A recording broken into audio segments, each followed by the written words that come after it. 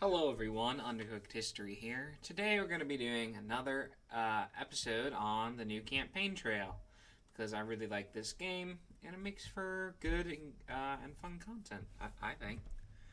Today, the question on our minds will be, can I win re-election as Herbert Hoover in 1932 against the insurmountable FDR?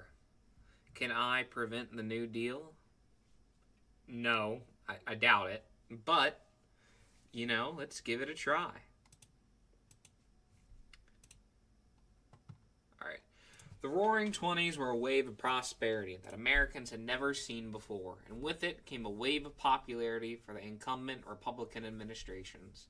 Herbert Hoover rode that wave into the presidency in 1928, and most hoped that he would expand on that prosperity. Those hopes were dashed in 1929 as a catastrophic stock market crash led to the end of an era. Despite Hoover's attempts, the Depression has only worsened. Despite Hoover's best attempts, the Depression has only worsened, and his popularity has plummeted. The Democrats, seeing their opportunity, nominated Franklin Roosevelt, who was renowned for his efforts to stave off the crisis during his governorship of New York. He intends to bring those policies nationwide and unseat the unpopular Hoover. How will the campaign play out? Can Hoover mount a comeback and keep his position? Or will Roosevelt defeat him and push through on his attempts to fix the economy? Interestingly enough, I don't know how many people know this, but I think it was in 1920, FDR was the VP nominee with James Cox. Obviously, they lose that election. We're not going to be doing Roosevelt. Home state, California, Herbert Hoover, Republican president. Herbert Hoover rode into 29 with a wave of popularity. Considering his record, many Americans expected him to be a great leader who would expand on the prosperity of Coolidge's term. However, the stock market crash later that year plunged the nationwide economy into the worst depression in the history of the country, and it has continued to worsen despite the president's best efforts. His staunch support for the increasingly unpopular Volstead Act and his signing of the Smoot-Hawley Tariff in 1930 have only served to further erode his support. To put it frankly, most Americans wish for new leadership. You think we'd learn on the whole tariff thing, but they're back in contention again. Yeah. I don't know why we keep trying to make tariffs a thing, but I'm not an economist. It just seems that historically they've not gone well. Charles Curtis, elected in 1928 as the vice president, is the first Native American to serve in the position. He was renominated for vice president of the Republican National Convention. Although he's spoken out against me in his 28 bid for president, he has done well as the sitting vice president and could help in the swing state of Kansas. Incumbent Vice President Charles Curtis has faced some opposition in the renomination process, and some are looking to replace him with a new face. William Borrow could be a breath of fresh air for many undecided voters this fall. He's popular in Idaho, although your chances of winning that state are low. Borrow's presence on the ticket could bring it into your column on election night. The progressive views in the liberal wing of the Republican Party. Incumbent Vice President James Wadsworth could breathe a fresh air vital for many undecided voters. In addition, he's from New York. Yeah, but Roosevelt's also from New York. He's been a vocal opponent of prohibition, and conservative views are sure to energize that wing of the party. However, picking a conservative may alienate the party's progressives who are eager to vote for Roosevelt. You know what? We'll switch it up. I'm going to go with William Borrow in Idaho's Big Three electoral votes. Alright. Doesn't look great. I won't lie. It does not look close or in our favor. What will be the overall theme of your campaign? Failed presidential ticket in 20. Yeah, that's what I was saying. I will embrace laissez-faire economics in order to provide a more stable alternative to Roosevelt's bold interventionism. I will embrace interventionist economics in order to undercut Roosevelt's appeal. For the next few months, I'll advocate for more government involvement in the economy. I'll remind Americans that we're on the same boat. I'll emphasize my past experience as president. You know, I want to promise more of the same. We might need to pivot to be more Roosevelt-like.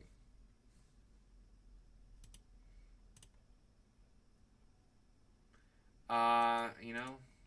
Okay, that helped a lot. Wow. Okay. Did not expect. Oh, okay. That might have been short-lived. Fortunately for you, you've been president during the Depression. The voters are not happy with your performance. Yeah, that. Okay. But you know, it's still a teeny bit looking better. What was your rationale behind selecting William Barrow as your running mate? William Barrow has fought for what he believes in throughout his political career. His progressive policies. That's what we're going to go with. We're doubling down on progressivism. You know, we got to see what we can do. What will your message be as you accept the Republican nomination for president? I will pledge my funding government programs, speak how us Americans will make it. Everyone's been hearing about the Great Depression. No. We're only going to talk about that for the most part. Not only will our administration fix this economy, we will also take the popular stance on other important issues. I don't know how to go about this without flip-flopping low. So I guess we're just gonna. Although most people agree that your campaign needs drastic change in order to come back. This could be a bit much. Well, you know, gotta try something. It's not like I can play it safe. This election isn't really in my favor.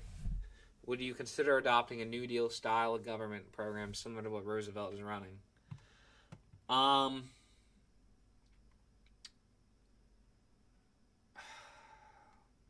We will pledge a reform of our current policies and brand it as an alternative.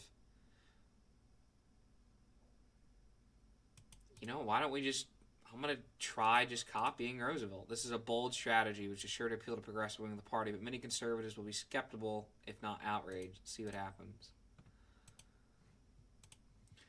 Thousands of World War I veterans are currently gathered at Washington, D.C., demanding that they receive early cash payment from the World War Adjusted Compensation Act of 24. How do you deal with this mass protest?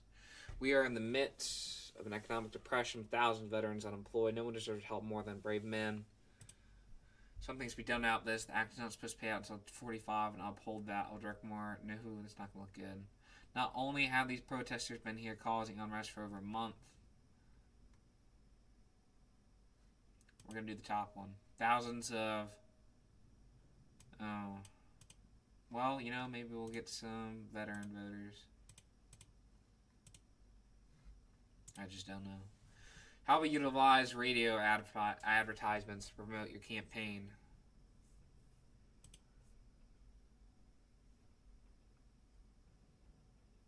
I would utilize the radio early and often.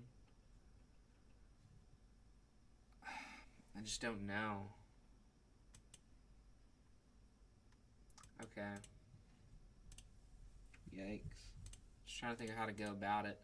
As president, you opposed any revision to the Volstead Act, which enacted prohibition of alcohol in the late 18th Amendment. Would you like to clarify your position on this issue? My platform will call for a full repeal. I'm personally opposed to the consumption of alcohol.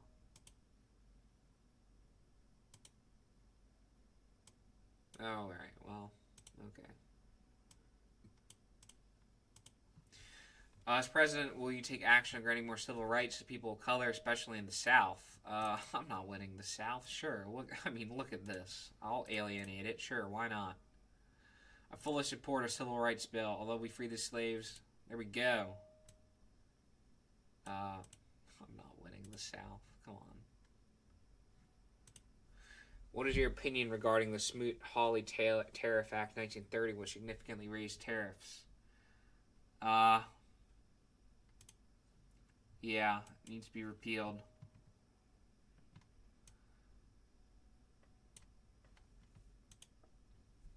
Needs to. Go to Michigan, I guess. I just don't know. The Revenue Act of 1932 recently signed into law, greatly increases taxes across the board. What are your thoughts on this?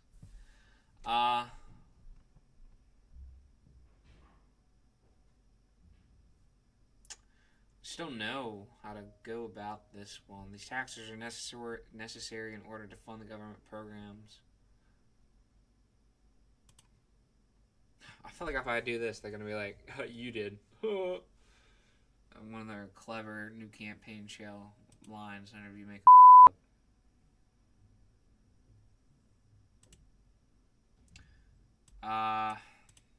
Yeah, I don't know. To what extent do you plan on bailing out industries affected by this depression?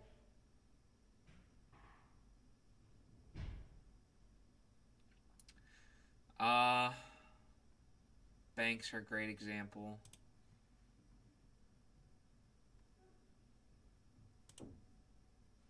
I don't really have much of a choice, though, do I? About shifting to the left. Do you plan on personally campaigning in public? I hate these RNG questions, but sure. Campaigns promote mixed feelings and are unlikely to have had any large effect on the presidential race. That's nice. Considering the current rate of deflation of the American dollar, would you consider leaving the gold standard as president? I feel like no. Like, doesn't that stay around to the Nixon administration? Absolutely not. How much negative advertising do you dude, I'm in the down here. I'm the underdog here. I don't really know how I can attack Roosevelt.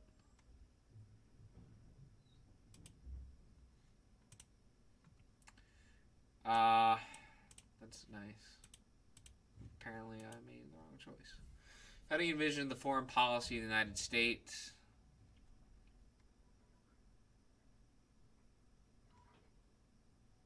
I feel like there's a lot of isolationism. Yeah, right now. So I'll bandwagon with that. Your campaign advisors reported surplus advertising fund. Which states in particular? Great Lakes. Absolutely.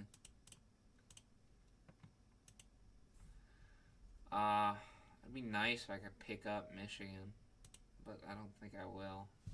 What is your opinion on the Emergency Relief and Construction Act, which allocated federal funds for public works projects across the country? I'm proud of this policy. Public works are a great way to, yeah, I feel like that's probably one of the good things I've done.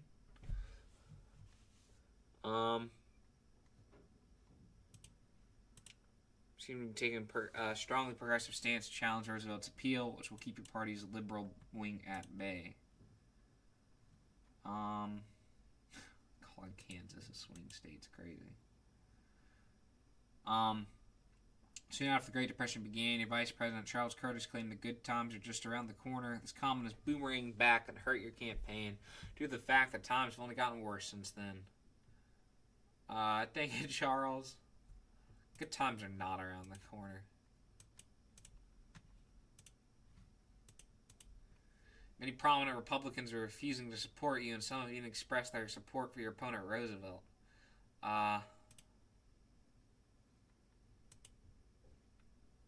You do sway a few, however. Well, la-di-da, isn't that nice? Isn't that just lovely? How do you feel about helping farmers affected by the ongoing farming crisis? Thousands of farmers are living in poverty due to this crisis. Of course, we should be creating programs such as subsidies. I mean, we basically have to run as a Democrat here. I don't know how else to go about it. America's foreign trade has fallen 70% since the start of the Depression. What steps would you be willing to take to expand American trade abroad? Reduce tariffs. Exports are important. I will fix this economy. popular stance. Well, that's what we're going for.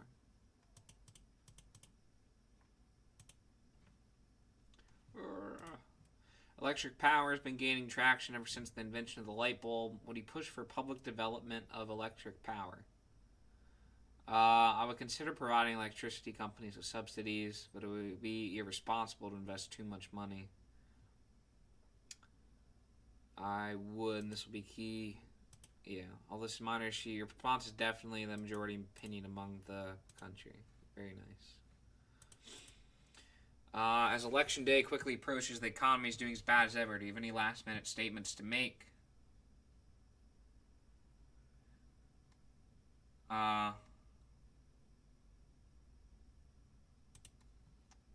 guess we'll do this last one. Says why the hell not? Yeah, it's over.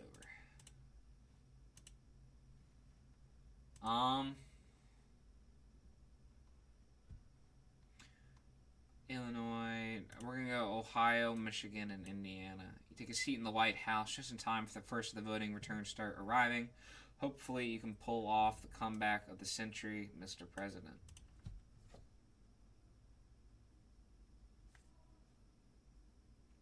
All right, let's see what we can do here.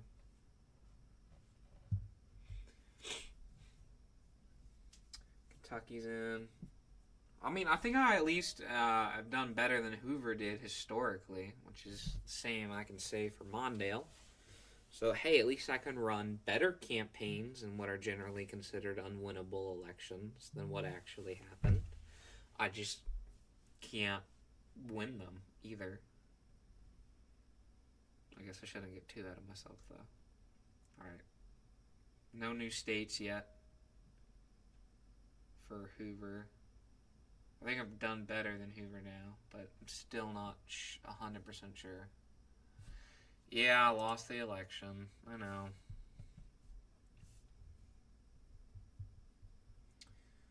Let's see. Okay, I kept Massachusetts. That's nice. No surprise, New York went to Roosevelt. Okay, I got Ohio.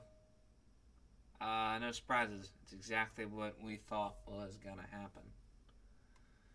Yikes. It was, it was kind of close in Michigan. 47 to 50. A little bit. Considering the current economic conditions, this was an expected outcome. Nonetheless, your supporters are disappointed by your failure to fend off the Democrats from the Oval Office. Will Roosevelt fix the country's economic woes, or will he fall victim to the same disasters that you have? Only time will tell. As for you, most expect your political career is over. I definitely did better than Hoover did historically. Let's see if we can pull that up.